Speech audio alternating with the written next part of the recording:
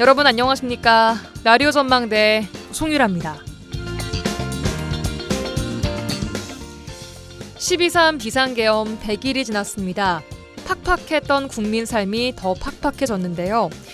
연말 연초에 특수를 노린 자영업자들과 소상공인들이 직격탄을 맞게 됐습니다.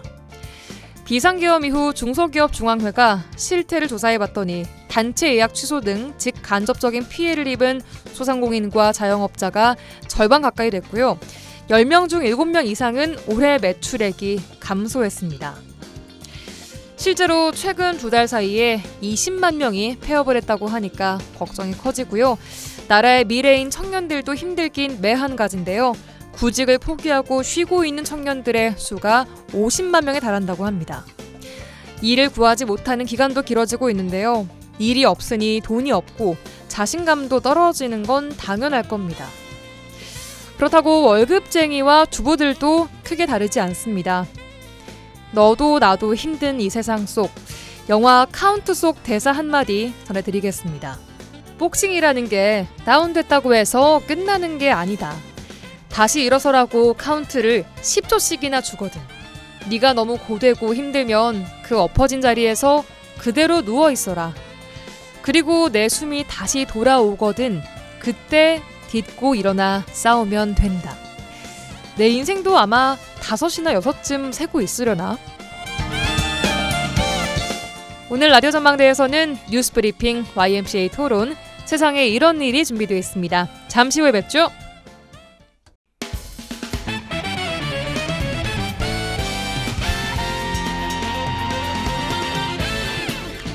라디오 전망대 3월 14일 금요일 순서 출발합니다. 지역 뉴스부터 정리해보죠. GBS 뉴스의 차범준 편집국장 연결합니다. 안녕하세요. 네, 안녕하세요. 네, 오늘 지역 소식은 순천 소식부터 듣겠습니다. 순천의 농산물 도매시장에서 경매사가 경매가를 조작 및 뇌물을 받은 의혹이 나왔었는데요. 시가 관련해서 이를 경찰에 수사를 의뢰했네요. 네, 순천시가 최근 관내 농산물 도매시장 내부자가 국민신문고에 이 경매사의 경매가 조작과 뇌물 의혹을 제기하자 이 관련 의혹이 언론을 통해 보도되면서 해당 의혹 확인을 위해 경찰에 수사를 의뢰했습니다. 예. 순천시는 농산물 유통체계 개선으로 공정한 거래 질서 확립을 위해 해동면 도매시장 내에 도매시장 공판장을 운영하고 있다며 중도매인과 기타 유통 종사자에 대한 관리 감독 차원에서 최근 국민신문고에 접수된 해당 의혹에 대해 경찰에 수사를 의뢰했다고 밝혔습니다. 예. 순천시 농산물 도매시장 운영과 관련해 제기된 의혹은 경매사가 농산물 경매 과정에서 임의로 가격을 바꾸는 등 부당한 거래가 이루어지고 있다는 민원이 지난달 국민권익위원회에 국민신문고에 접수되면서 논란이 확산되고 있습니다. 예. 관련 의혹을 제기한 관계자는 도매시장 중도매인들이 낙찰을 받은 후에 경매사와 협의해 경락 금액을 재조정하고 있고 또 경매 관련 전산 작업을 원래 장부와 맞춰놓기 때문에 문서 조작 등이 있을 수 있다며 도매시장에 대한 조직적인 비리 혐의에 대해 의혹을 제기한 바 있습니다. 네, 얼마 전 저희 뉴스브리핑 시간에서 시가 진행한 자체 점검에서는 시정사항을 발견하지 못했다라는 시의 입장을 좀 전해드린 적이 있는데 경찰에 수사를 의뢰한 시의 입장은 뭔가요, 지금은? 네, 국민신문고에 의혹을 제기한 관계자는 농산물 도매시장에서 논란이 되고 있는 이 낙찰 후 추가 가격 조작 의혹 이외에도 다른 중매인들보다 특정 중매인들이 먼저 농산물을 가져가도록 하는 이 선취가 횡행하면서 대다수 중도매인들이 피해를 입고 있다는 추가 의혹을 제기하고 있습니다. 예. 순천시는 경찰 수사 의뢰와 관련해 시 자체적으로 조사하기에는 증거 불충분 등의 사유가 있었다며 지난주 순천경찰서에 농산물 도매시장의 뇌물 혐의를 수사해달라고 요청했다는 입장입니다. 예. 순천시 관계자는 경매사가 공무원은 아니지만 공익적 역할을 수행하는 것으로 간주하고 또 직무와 관련된 부정행위를 범했을 경우 형법상 뇌물죄를 적용하면 공무원으로 본다는 규정이 농산물 관련법에 있다며 국민신문고 민원을 이 경매사 소속 법인에서도 조사했다는 입장을 언론을 통해 밝혔습니다. 예. 이 관련 의혹이 국민신문고를 통해 전국에 이슈가 된 만큼 이 경찰이 철저한 수사를 통해 의혹을 규명해야 될 것으로 보입니다. 예, 알겠습니다. 다음 소식 듣겠습니다. 최근 광양시가 관내 교통사고 다발 지역에 대한 교통 여건 개선 사업을 추진하고 있는데 얼핏 듣기에는 필요한 사업인 것 같은데 사업 대상 인근 지역 주민들이 사업에 반발하고 있다고요? 어떤 이유 때문인가요? 네, 광양시가 종마동 종마고등학교 인근 사거리에 차선폭을 줄여 이 교통사고 방지 도로 개선 사업을 추진하고 있는데 인근 지역 주민들이 반발하고 있습니다. 예. 이 보도에 따르면 광양시는 올해 교통사고 잦은 곳에 대한 개선 사업으로 종마고등학교 인근 사거리에 차선폭을 축소하고 이 보도 개선 및 이 고원식 횡단보도 설치 사업을 진행하려고 했지만 이 지역 주민들이 도로 차선폭을 줄이는 사업에 대해 반발하고 나섰습니다. 예. 이 주민들은 차선폭을 줄이는 사업이 교통사고를 줄이는 효과가 있을지 의문이고 또 개선 사업 대신 주정차 단속이나 인근에 임시 주차장을 확보하는 등의 사업이 더 시급하다는 입장입니다. 아니 근데 진짜로 사거리 차선폭과 교통사고랑 이게 연관성이 폭을 줄이면 오히려 더 위험한 거 아닌가 싶은 생각이 저는 들거든요. 광양시는 어떤 입장입니까? 네, 사업 구간 인근 주민들은 사업 구간에 이미 CCTV가 설치되어 있는 만큼 이를 활용한 주정차 단속이라든지 그동안 주전차 단속이 미비했는지를 따져볼 문제라며 인근 유휴지에 임시 주차장을 확보하는 등의 방법을 고민해볼 필요가 있다는 입장이어서 이 사업 방식 변경을 요구하고 있습니다. 예. 이 같은 지역 주민들의 반발에 대해 광양시는 해당 지역은 도로 끝 주정차 차량으로 인해 시야 확보에 어려움이 있고 또 경사진 언덕과 사거리 모퉁이에 진출입 차량으로 인한 교통사고가 잦은 곳이라며 사업의 필요성을 강조하고 있습니다. 예. 이 광양시는 교통사고 잦은 곳의 개선 사업은 경찰서의 강력한 요구로 도로교통공단과 현장을 조사한 후에 진행되는 만큼 이 교통사고에 대한 위험성이 큰 곳으로 사업 추진이 필요하다는 입장입니다. 다만 광양시는 현재 차선폭을 줄이는 것에 대해 주민들의 반대 여론이 있는 만큼 경찰과 도로교통공단 등과 협의해 지금 계획보다 더 나은 방법이 있는지 또 사업 내용을 변경할 것인지를 검토해 최선의 방법을 찾아보겠다는 입장입니다. 예, 알겠습니다. 오늘 마지막 소식은 여수입니다. 여수 일부 공영주차장의 캠핑카 장기 주차 문제에 대한 민원이 이어지고 있다고요? 네, 지난해 7월 공영주차장에 장기간 방치된 차량에 대한 이동 명령이나 또 견인을 할 수 있는 근거를 담은 주차장법 개정안이 시행되고 있지만 여수시 일부 공영주차장에 주차된 캠핑카나 이동식 트레일러, 또 대형 버스 등의 장기 주차에 대한 주민 민원이 이어지고 있습니다. 예. 여수시는 최근 주민들의 민원이 계속되자 관내 공영주차장에 장기간 주차하고 있는 차량에 대해 자진 이동해달라는 내용의 계고서를 부착하고 또 자진 이동하지 않으면 강제 견인이나 추가적인 법적 조치가 취해질 수 있다는 내용을 공지하고 나섰습니다. 네. 이 보도에 따르면 여수시가 지난달 이순신공원 주차장에 장기 주차된 캠핑카 등에 대해 지난 3월 12일까지 자진 이동 기한을 명시한 계고장을 부착했지만 예. 이동 시한이 지났음에도 불구하고 아직 상당수의 차량이 이동하지 않고 있다는 것입니다. 네, 이동 기한이 그러니까 그저께까지였는데 아직도 다수의 차량이 이동하지 않고 있는 상황. 견인 같은 법적 조치가 필요하지 않을까 싶은데요. 네, 지역 주민들은 행정기관의 계고장 발부에도 불구하고 아직 상당수의 캠핑카나 트레일러, 보트 등이 장기간 주차하고 있다며 행정기관이 강제로 이동하는 등의 추가 조치가 필요하다는 입장입니다. 예. 지역 일부에서는 주차장법이 개정됐지만 장기 주차 차량에 대한 강제 이동 조치가 가능함에도 불구하고 실제 주차 기간을 증빙하는 것이 쉽지가 않고 또 법의 맹점을 이용해 같은 주차장에서 차를 조금만 이동해서 주차해도 이 단속을 피할 수 있다는 점을 악용하는 사례가 있다며 행정기관이 의지를 갖고 강력한 단속을 해야 된다고 주문하고 있습니다. 네, 이런 장기 방치 차량 근절을 위해서는 제도적인 보완과 함께 또 실질적인 단속 효과를 낼 수 있는 적극적인 방안이 필요해 보입니다. 여기까지 듣겠습니다. 뉴스브리핑 GBS 뉴스의 차범준 국장과 함께했습니다. 고맙습니다. 네, 고맙습니다.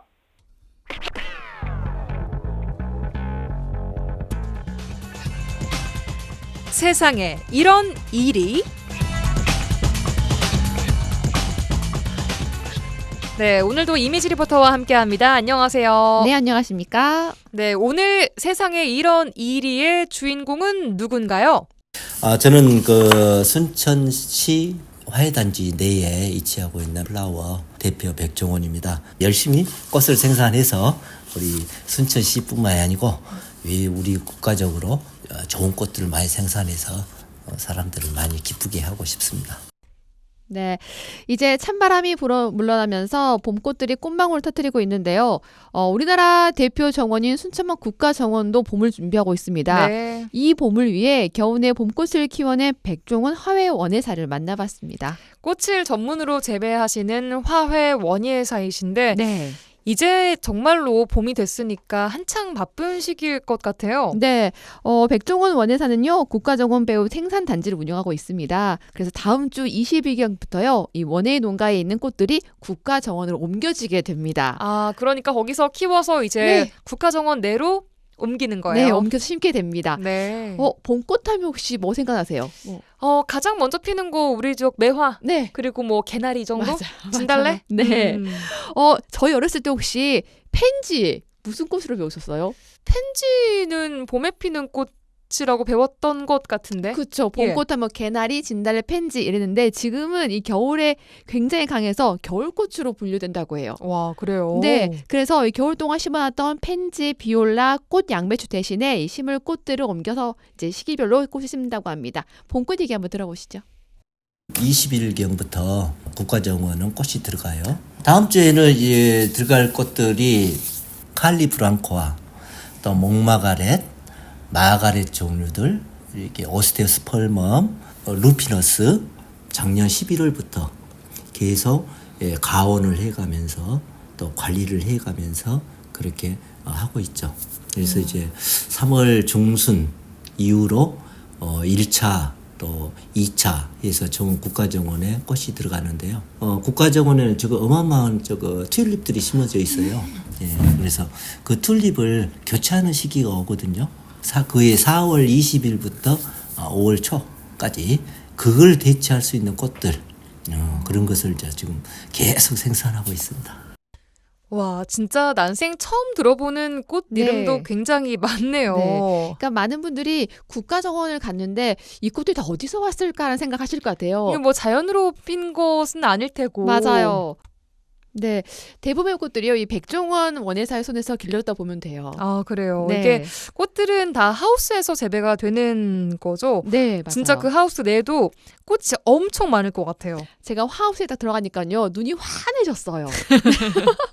이게 한 동에 한 규모가 어느 정도 돼요? 한 동에 500평이라고 하더라고요. 500평? 네. 그 안에 꽃을 놓는 베드가 42개가 있는데 이 베드당 꽃 화분이 2,000개 정도 생산이 된대요. 그러니까 한 동 500평에 84,000개 꽃 화분이 생산되고 있는 겁니다. 와. 네, 현재 이 하우스 내는요, 꽃 화분에 꽃들이 다 피지 않는데 군데군데 뭐 빨강, 분홍, 색색깔의 그 화려한 꽃들이 피어나고 있었어요. 나무도 나무지만 일단 이 꽃을 가꾸는 게 정말 쉬운 일이 아닐 것 같아요. 꽃이 예쁘게 정말 활짝 필 때까지 끝까지 신경을 놓을 수가 없을 그쵸. 것 같은데요. 네. 씨앗을 심을 때, 또 새싹이 났을 때, 꽃대가 올라올 때, 뭐 꽃화분은 매번 신경 써야 되는데요. 제가 꽃을 잘 못 기르거든요. 저도요. 저도. 이게 일단 부지런해야 돼요. 엄청 맞아요. 부지런해야 되고 이걸 정말 그 살뜰히 보살펴야 되는데 네.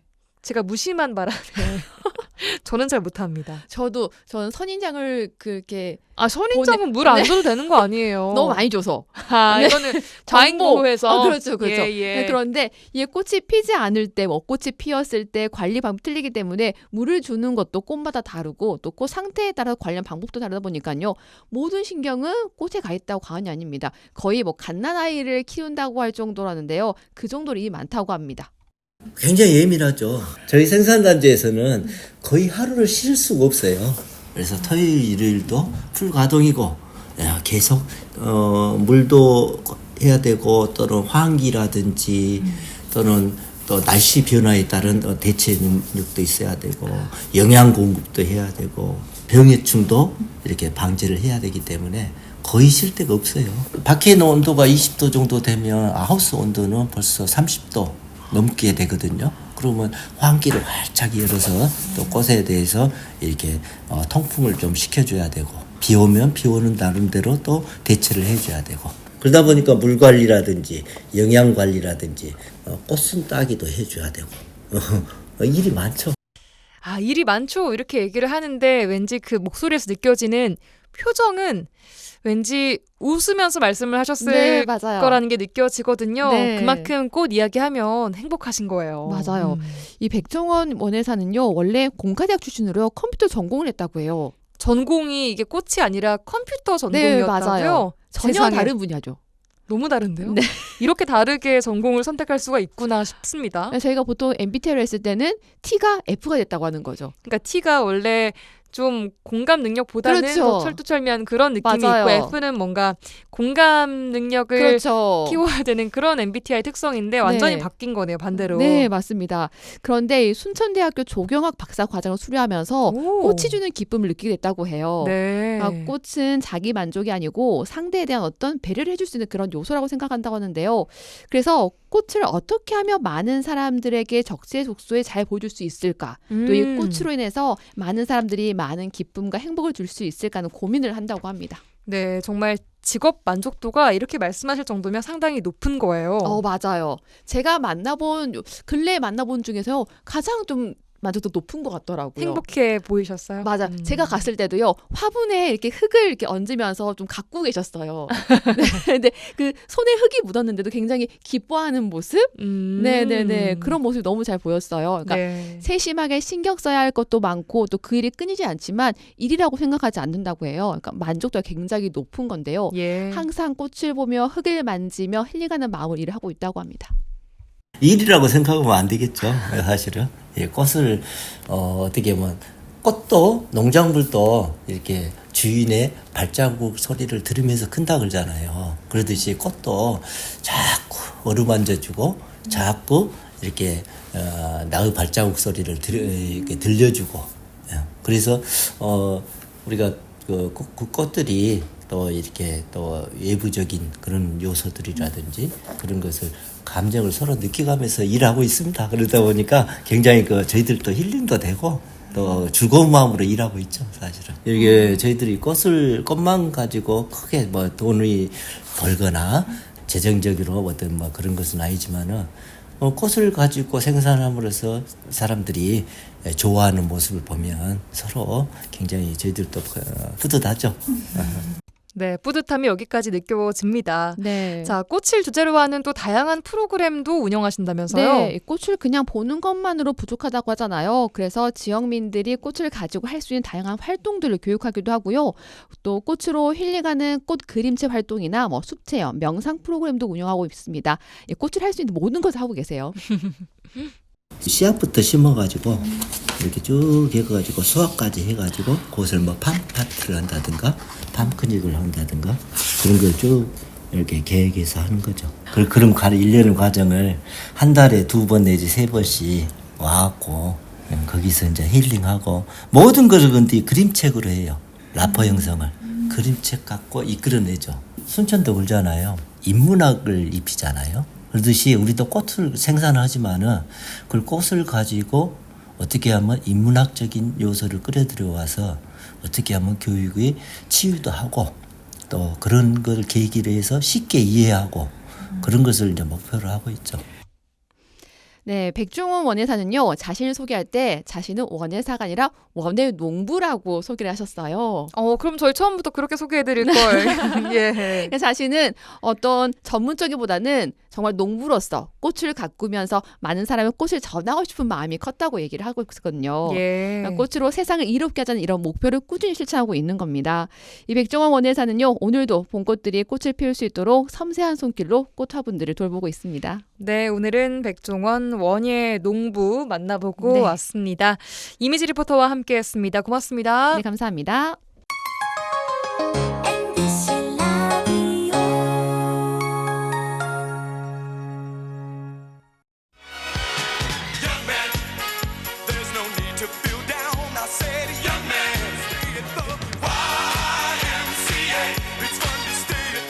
지역의 대표 스피커 두 영맨들의 화끈한 토론 한판 YMCA 토론 시간입니다. 오늘도 두 분과 함께합니다. 여수와 순천 YMCA 김대희 김석 총장님 어서 오세요. 네, 안녕하지 못합니다. 네, 안녕하세요. 네, 어서 오셔야 됩니다. 그래도 네. 예, 또 오늘도 와주셔서 감사드립니다. 한 주간 어떻게 보내셨습니까? 라는 질문을 좀 표정을 보아서 제가 드리기가 좀 죄송스러운 느낌인데 어떻게 보내셨어요? 네, 뭐 저는 뭐 우리 사회가 지금 제대로 뭐 돌아가는 게 하나도 없거든요. 그래서 심히 좀 두려운데 아무도 가보지 않았고 매일매일이 좀 두려운 상황이지만 여수 YMCA는 열심히 살아가려고 좀 합니다. 예. 어제 목요일이었죠. 13일 목요일 오후 2시에 우리 가사리 생태교육관이 기존 자전거 대여소를 리모델링해서 카페를 좀 차렸었어요. 가사리 생태교육관은 그 여자만 초입에 여수 동백원이라고 있는데요. 동백원에서 저 여자만 쪽으로 한 3km 가다 보면 있는 곳인데 환경교육센터하고 우리 아기 스포츠단 그리고 여자만 자전거 대여소를 운영하는 곳인데 예.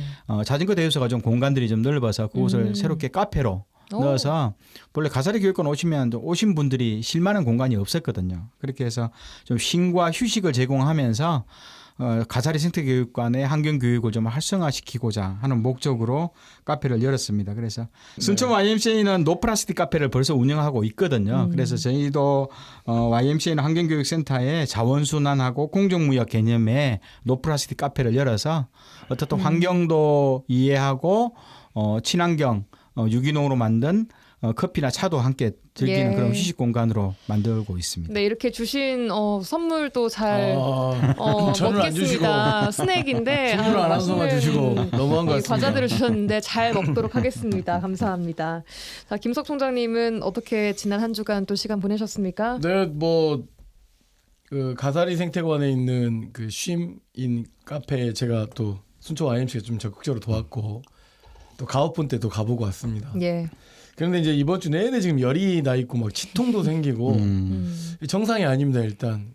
그리고 매주 지금 매일 저녁 6시에 그 국민은행 사거리에서 연양동 국민은행 사거리에서 윤석열 즉각 파면 다시 구속을 촉구하는 집회를 계속 외치고 있는데 개인적으로는 또 YMC 순천 YMC적으로는 거의 모든 일상이 지금 현재 멈춰 있습니다. 카페 운영 빼놓고는 마비된 상태. 다른 일을 하기가 어려울 정도이고 또 제가 또 한국 YMC 사무총장 협회가 올해 3월에 임기가 끝나는데 그것도 지금 현재 일정을 잡을 수 없을 만큼 굉장히 좀 혼란스러운 상황들이 좀 계속 지속되고 있어서 예. 좀 굉장히 좀 답답한 심정이다. 그럼에도 불구하고 광장으로 시민들이 계속 모이고 있는 상황들을 확인하면서 반드시 국민이 생각하는 대로 상식대로 예. 처리될 것이다라고 하는 믿음을 갖고 있습니다. 네, 이상입니다. 예, 알겠습니다. 자, 본격적으로 이야기를 나눠보도록 하죠. 지난 주말 윤석열 대통령이 석방되고 검찰이 즉시 항고를 포기했습니다. 이제 헌법재판소의 결정만을 남겨두고 있는데요. 원래 오늘 선고가 날 거라는 전망이 좀 우세했었는데 윤 대통령 석방이라는 변수가 또 나오면서 현재 고민 또한 길어지는 것 같습니다. 지역에서는 말씀하신 대로 신속한 탄핵을 촉구하는 또 움직임이 활발해지고 있고 자, 오늘 탄핵 심판 선고를 앞두고 있는 시점에서 우리 사회가 준비해야 할 것들 어떤 것들이 있을지 두 분과 이야기를 나눠보도록 하겠습니다. 자, 그렇습니다. 지난달 25일에 헌재가 변론 종결을 했으니까 2주 후인 이제 늦어도 오늘은 나올 것이다 이런 예상이 있었는데 윤 대통령의 석방 그리고 선고가 좀 늦어지고 있습니다. 이런 부분 어떻게 보고 계세요? 김대희 총장님. 제가 보기에는 뭐 오늘 나오지 않는 상황이라면 14일 다음 주 월요일 정도에는 나오지 않을까 좀 생각을 하고요. 늦어도 19일 수요일 이전에는 판결이 날 거라고 봐요. 그동안 이제 내란 혐의가 아니라 일반적으로 그 감사원장 건하고 검사 3명에 대한 내용들이 탄핵 기각이 되었는데 여보세요. 네, 예. 흐름상 보면 만장일치예요. 요즘 헌법재판소는 만장일치로 냅니다.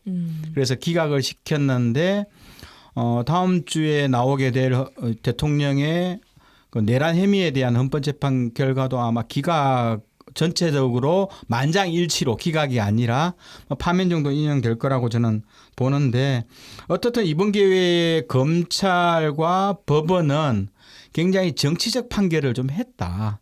오히려 검찰 같은 경우는 본인이 가지고 있어야 될 고유한 기능과 항고에 대한 기능과 역할을 하지 않음으로써 예. 가장 정치적으로 따라갔다는 내용이 되는 거고 정치적으로 따라갔다. 네, 현실적으로 윤석열 대통령의 구속 취소에 내용적으로는 환영의 박수를 쳤다 이렇게 볼 수밖에 없고요. 검찰은 가장 정치적인 행위에 본인도 만장일치 박수를 쳤다라고 볼 수 있고 법원은 아니 일제 해방 이후에 우리나라 정부가 새롭게 만들어지면서 만들었던 70여 년 동안 이루어졌던 법 체계를 하루아침에 날로 기준으로 해왔었는데 하루아침에 이게 공론의장으로 논의해봐라 하면서 법원에서 던졌거든요. 예. 아니 법원의 판사는 판결로서 이야기해야 되는데 오히려 공론화장으로 정치적 행위처럼 그 정치인들이 하는 거거든요. 거기 던지는 거에 대한 내용을 보면서 법원과 검찰의 중립성에 대한 심각한 실망감들을 국민들은 좀 느꼈다고 보는 거고요. 네. 그래서 국민들은 이런 법원과 검찰의 판결에 대해서 굉장히 정치적 판결과 거기에 대해 동의한 행위에 대해서는 엄중한 자기 비판을 할 거라 보는 거고 사법체계, 검찰개혁의 필요성만 더 느꼈다. 이렇게 저는 보고 있습니다. 예. 국민들도 혼란스러운데 말씀하신 부분 때문에 그 법조계에서도 굉장히 좀 혼란스러워한다고 지난 저희 법정 시간에 또 변호사님께서 말씀 주셨습니다. 김수학 총장님께서는 어떻게 보셨어요? 지난 한 주간에.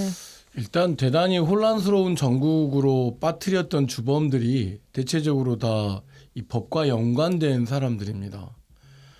법원이 그 구속 그 취소 요청을 받아들였고 돌이켜 보니까 그 상황을 날로 계산하라고 했는데 시간으로 계산했고 또 계산한 시간도 실제 맞지 않았는데 이거 상황을 검찰이 또 바로 즉각 항고하면 됐는데 즉각 항고하지 않았고 그리고 오늘 금요일까지가 즉각 항고 기간인데 아무것도 이루어지지 않고 있고 이 상황이 대단히 놀라운 일인 거죠. 그다음에 헌법재판소가 모두가 다 알다시피 최장시간 지금 그동안의 대통령에 대한 헌법재판 탄핵심판 관련해서 최장시간에 걸쳐서 선고하지 않는 사례를 만들어버렸습니다. 그러니까 오늘 선고가 난다 했더라도 오늘이 벌써 17일째이기 맞습니다. 때문에 최장수기 기간이라고 하더라고요. 맞습니다. 예. 그런데 이제 저는 이 지점에서 우리가 헌법을 좀 잘 들여다봐야 된다고 생각하는데 헌법에 헌법기관이 5개가 있어요. 국회, 정부, 대법원, 그다음에 선거관리위원회, 헌법재판소.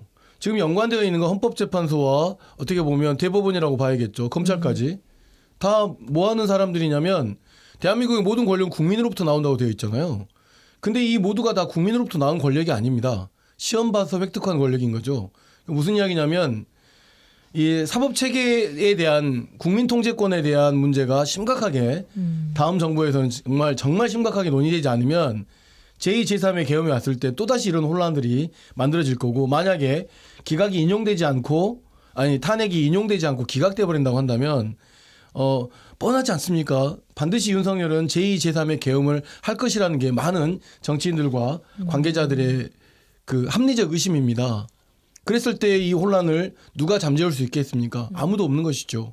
그렇기 때문에 이 문제와 관련 대한민국을 앞서 김대희 총장님도 말씀했지만 판사 한 명이 검사 한 명이 판단하라고 주어진 자기 역할을 하지 않고 정치적 혼란으로 내몰아서 국민들을 이번 주 토요일 날 아마 엄청난 혼란이 있을 겁니다. 그렇죠. 이것을 야기시킨 이 정말 말도 안 되는 일에 대해서 정말 반성은 하고 있을까 또는 생각은 하고 있을까 좀 조심스럽게 생각해 봅니다. 네, 말씀하신 대로 주말 동안도 사회적 혼란과 좀 불안이 이어질 거라고 보는 시각이 많이 나오고 있는데 왜 이렇게 길어진다고 생각하세요?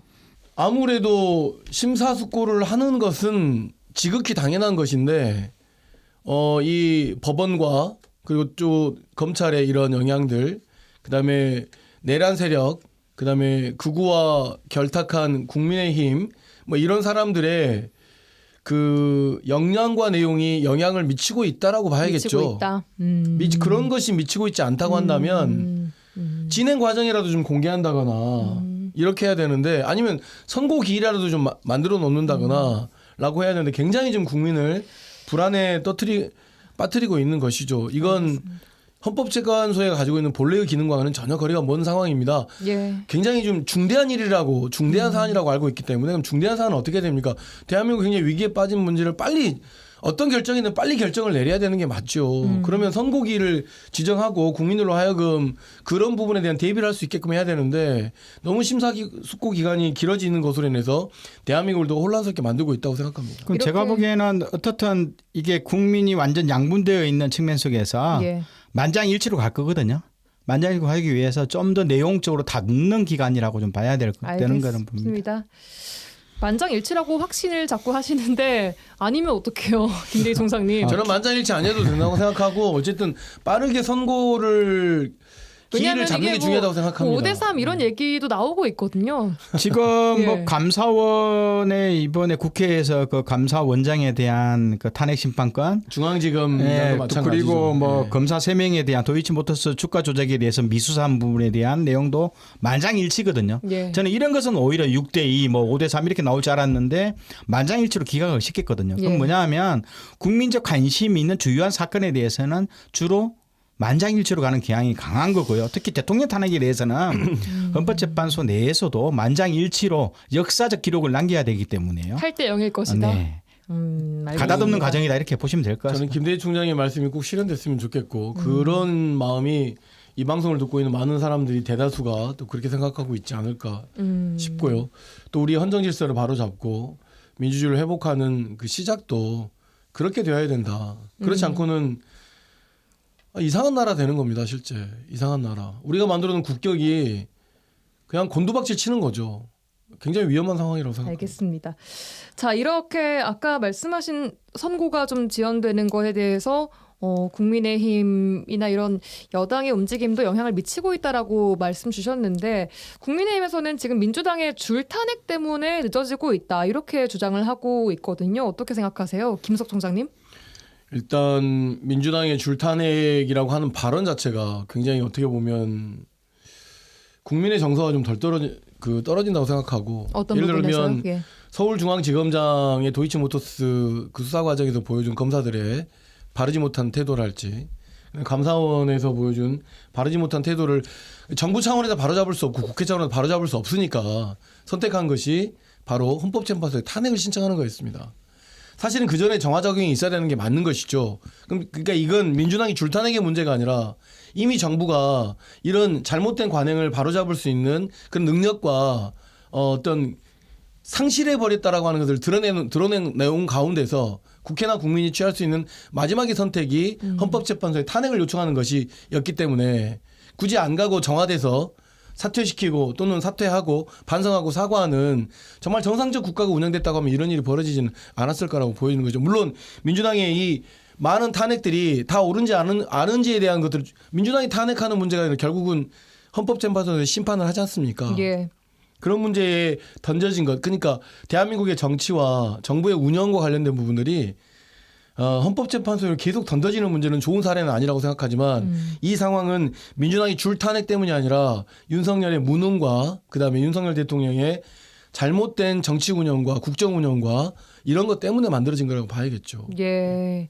김대희 총장님? 제가 보기에는 윤 대통령에 대한 헌법재판소의 탄핵 심판 선고가 늦어지는 것은 국민의힘 때문에 늦어지는 거거든요. 오히려 네, 예. 이게 감사원이나 그 정치적 검사 3인에 대한 탄핵 심판 때문에 늦어진 게 아니라요. 예. 오히려 감사원하고 검사들의 이 본래 고유한 그 조직의 기능과 역할에 대해서 정치적 편향성에 대해서 국회가 문제 제기를 한 거고 예. 그럼 국회는 예산에 대한 심의권, 법률 제정권 그리고 행정부 주요 고위직에 대한 파면 권한을 예. 정확하게 있죠. 네. 책임을 물은 거고 오히려 거기에 대해서 온몸으로 저항했던 국민의힘 때문에 예. 헌법재판소의 기능이 오히려 멈춰지고 지연되는 측면이 있는데요.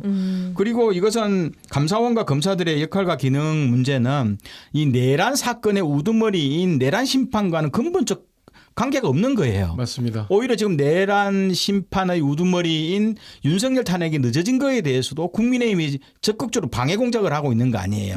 헌법재판소한테 판결을 하지 말아라고 주장하고 있는 거고 예. 그런 것 때문에 이루어지는 거고 그럼 대체적으로 이것은 당사자가 국회인 거예요. 그럼 여당과 야당을 떠나서 여당과 야당은 모두 국회의 주체거든요. 예. 그럼 본인 국회의 권한과 기능에 침범했던 이 내란의 과정들 그리고 또 국회의 권능과 판단을 무시했던 감사원이라든가 검사들 이 기능에 대해서 신속한 입장을 펴주는 것이 국민의힘은 국회의 일원으로서 자기 역할인데 오히려 검사와 한 몸이고 정치적 편향성에 길들여져 있는 감사원 그리고 내란의 우두머리인 윤석열 대통령과 모든 의견을 같이 하는 국민의힘 때문에 오히려 헌법재판소의 선고가 늦어졌다고 봐야지 이게 민주당의 줄탄핵 때문에 됐다라고 보기 힘든 거죠. 예를 들어 줄탄핵이라면 이번 최상목 권한대행도 탄핵시켜야 됩니다. 왜? 맞습니다. 헌법재판소에서 마은혁 재판관 후보자를 당장 지금 임명하라고 했음에도 불구하고 지금 며칠이 지났습니까? 예. 오히려 이것은 명백한 100% 탄핵 사유임에도 불구하고 민주당은 탄핵 조치를 아직 안 취하고 있는 거거든요. 그렇기 때문에 이것을 뭐 예. 줄탄핵이라고 말하기에는 문제가 있다라고 저는 봅니다. 국회는 국회의 일을 하고 열심히 일했다고 보고 정부는 정부대로 열심히 일했다고 보기 어려운 거고 헌법재판소는 이와 관련된 탄핵이 계속 연결된 심판들이 계속 이루어지기 때문에 부담은 있을 거라고 보여집니다. 네, 그런데 어제 나온 결과 보면 감사원장과 검사 3명의 탄핵 선고가 이제 기각됐단 말이죠. 사실 이 기각 결과가 윤 대통령과 그 대통령실에서는 환영한다 입장을 이제 내고 있습니다. 좀 고무된 모습을 보이고 있는데 어떻게 보셨어요, 김대희 총장님? 제가 보기에는 저도 일정 부분 좀 기각을 예상을 했었어요. 내란 행위처럼 완전 명확한 우리가 분명한 불법적 사실 이게 있다면 충분하게 될 건데 이 감사원 영역하고 검사 3인에 대한 내용은 검찰의 수사 결과들이 공유되지 않았거든요. 예. 헌법재판소 재판관들도 어떤 불법적 사실인지를 왜 검사 쪽에서 자료를 안 줬기 때문에 감사원 자료를 안 줬기 때문에 정확하게 몰랐던 거죠. 그렇기 때문에 일정 부분은 어떤 불법적 행위 사실에 대해서 명확성을 강구하는 헌법재판관의 특징상 아마 기소 기각을 하기에는 상당히 좀 무리가 있을 거다 봤고 하지만 이제 내란 행위에 대해서는 검찰이 모든 수사를 줬잖아요.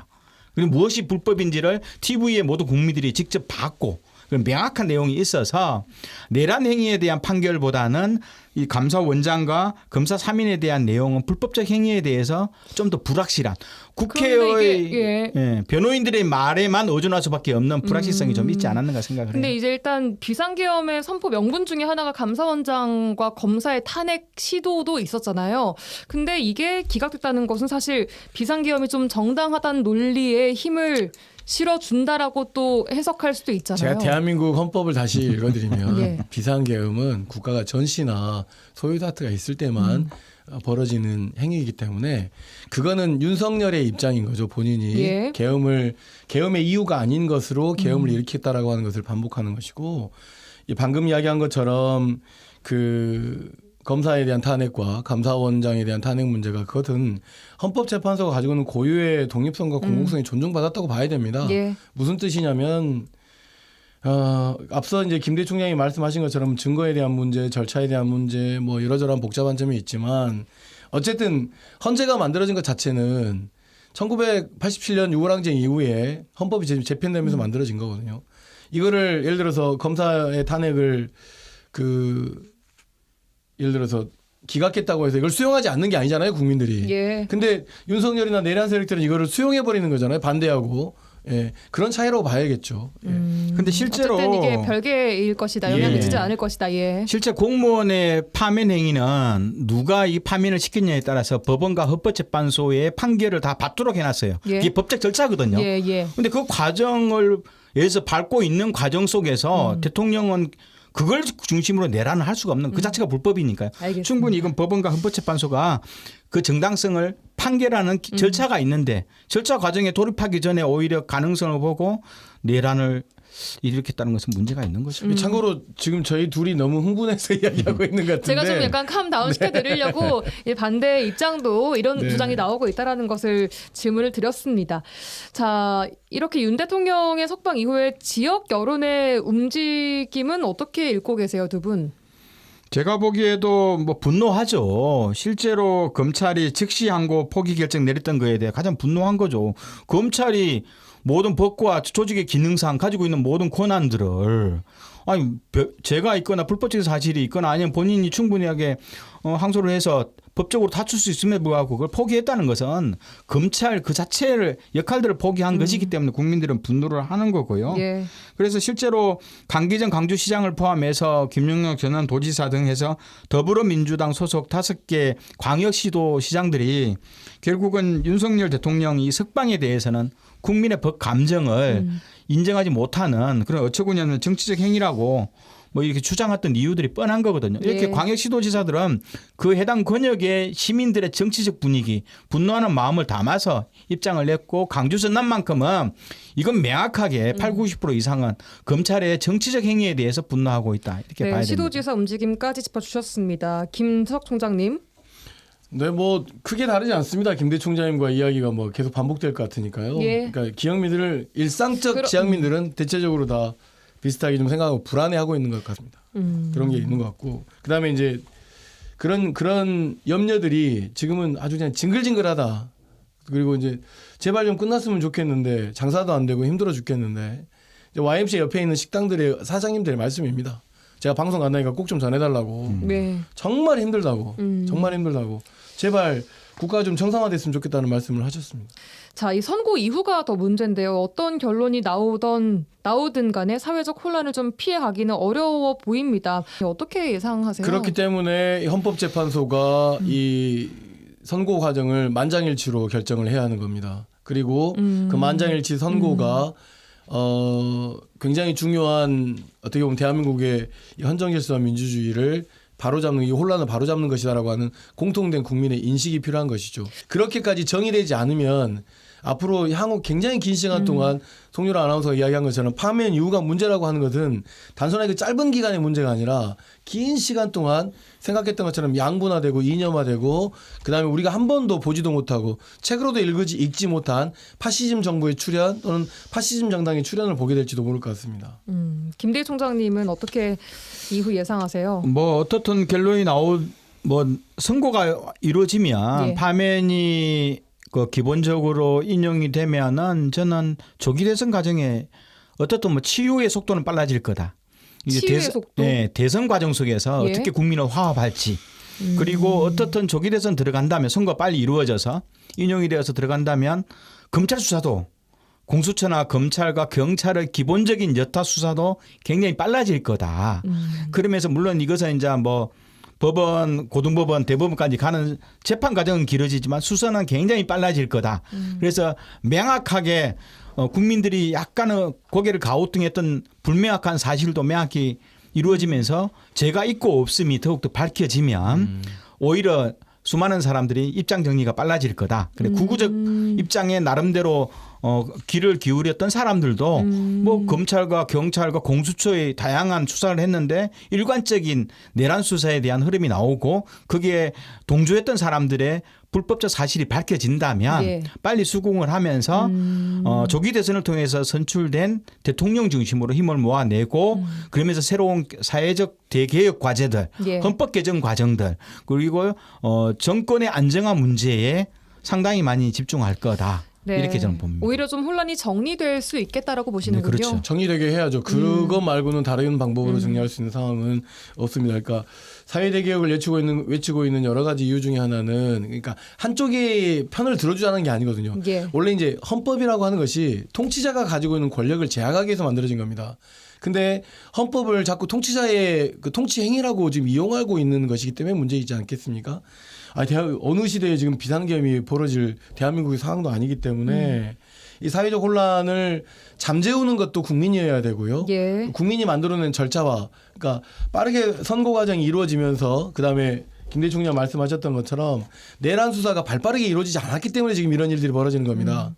내란 수사가 발빠르게 이루어지고 계엄이 어떻게 계획됐고 비상계엄에 하면서 어떻게 누가 주모했고 주모한 내용이 뭔지 이런 것들이 사실적으로 발빠르게 국민들에게 공유되고 밝혀졌다면 이런 혼란스러움보다는 양심 고백이나 그런 것들이 더 많아졌겠죠. 그런 문화들이 만들어지지 못한 문제이기 때문에 대단히 지금 현재 혼란스러움이 야기되고 있다고 볼 수 있습니다. 알겠습니다. 사회 대개혁 이야기해 주셨는데 이렇게 사회 의제들을 꾸준히 두 분께서도 좀 시민 단체로서 좀 제시를 해오고 계십니다.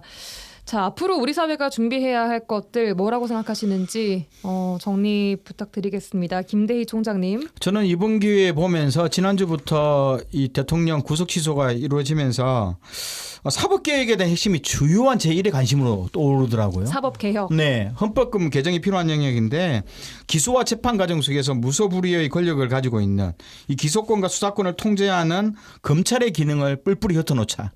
그러면서 공수처와 경찰의 수사 기능과 또 공수처는 일부 기소 기능을 가지면서 검찰의 권능을 세 개로 분리시켜야 된다. 아니 이 문제는 정확하게 국민들 대부분이 오히려 다 함께 입장을 가져가는 과정이고 법원도 판사 한두 명한테 국가적 판결을 맡기게 문제 있다. 바로 시민 배심원단.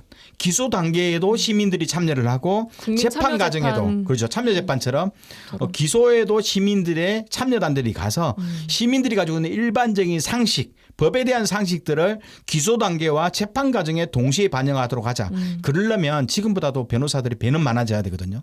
그리고 또 검사와 판사 쪽도 인원이 더 많아져야 되고 이렇기 때문에 법조 인력들은 더 많아지더라도 국민들이 다양하게 참여를 해서 그들이 바로 판사보다도 더 우선적인 판결을 하고 그 결정에 뭐 법리적 흐름만 판검사들이 따라가도록 만드는 배심원단이 의외로 많은 국민들 관심과 지지가 향후 사회 대개혁의 과정에 포함된다는 것이 이번 주의 전체적인 흐름입니다. 공정한 판단을 위해서 그렇게 보시는 거예요. 알겠습니다. 저는 국민 권력을 제도화해야 된다고 생각합니다. 국민 권력을 제도화해야 한다. 1960년 4.19가 있었습니다. 이승만을 하야시켰죠. 국민이. 그래서 4.19 혁명이라고 합니다. 그에 이제 선거가 있었고 제2공화국이 들어섭니다. 누구의 눈치를 많이 받겠습니까? 국민의 눈치를 많이 받겠죠. 그래서 읍면 동장뿐만 아니라 전국의 시군 그 군수까지 다 직선제로 뽑았습니다. 또 하나가 있습니다. 심지어 판사까지도 국민이 뽑았습니다. 무슨 이야기냐? 권력을 국민이 통제하겠다라고 하는 우리 헌법 2조에 나와 있는 모든 권력은 국민으로부터 나온다라고 하는 것을 헌법적으로 제도적으로 만들기 위한 노력들을 했던 것이죠. 근데 이것이 1961년 5월 16일 날 무슨 일이 있었습니까? 바로 박정희가 쿠데타를 일으켰습니다. 6개월도 되지 못한 상황에서 우리가 그렇게 직선으로 뽑았던 어떤 굉장히 좋았던 제도들이 깡그리 무너졌습니다. 제1번이 국회 해산이고 지방의회의 해산이었습니다. 무슨 이야기냐면 사회개혁에 여러 가지 다양한 요구들이 있지만 국민 권력이 국민이 통제할 수 있는 제도를 우리가 받아들여야 된다는 것입니다. 그렇기 때문에 비상계엄에 대해서 한번 좀 돌이켜보면서 비상계엄이 있었을 때 무슨 일이 있었는지 비상계엄 다음에 반드시 연관은 독재입니다. 그러니까 윤석열 대통령의 비상계엄은 국민이 실패시켰지만 만약에 성공했다면 바로 독재로 이어지는 길이었을 것이라고 생각하는 것을 유념하면서 이 상황을 반드시 직시하면서 국민과 함께 이런 이야기들을 서로 이야기 나누고 그럴 수 있으면서 진짜 필요한 우리가 꿈꾸는 세상이 뭔지 일하고 싶을 때 일할 수 있고 농사 지을 때 농사 지을 수 있고 공부하고 싶으면 공부할 수 있는 아주 상식적 세상이 좀 될 수 있도록 함께 힘을 모았으면 좋겠습니다. 국민에게 권력을 더 많이 부여해야 제도화해야 된다. 제도화해야 한다. 알겠습니다. 자, 오늘도 두 분과 함께 여기까지 이야기해봐야 될 것 같습니다. 여수와 순천 YMCA 김대희 김석 총장님과 함께했습니다. 고맙습니다. 네, 감사합니다. 네, 감사합니다. 라디오 전망대가 3월 14일 금요일에 준비한 내용은 여기까지입니다. 저는 다음 주 월요일에 돌아오겠습니다. 구성 이선화, 연출 송유라였습니다. 고맙습니다.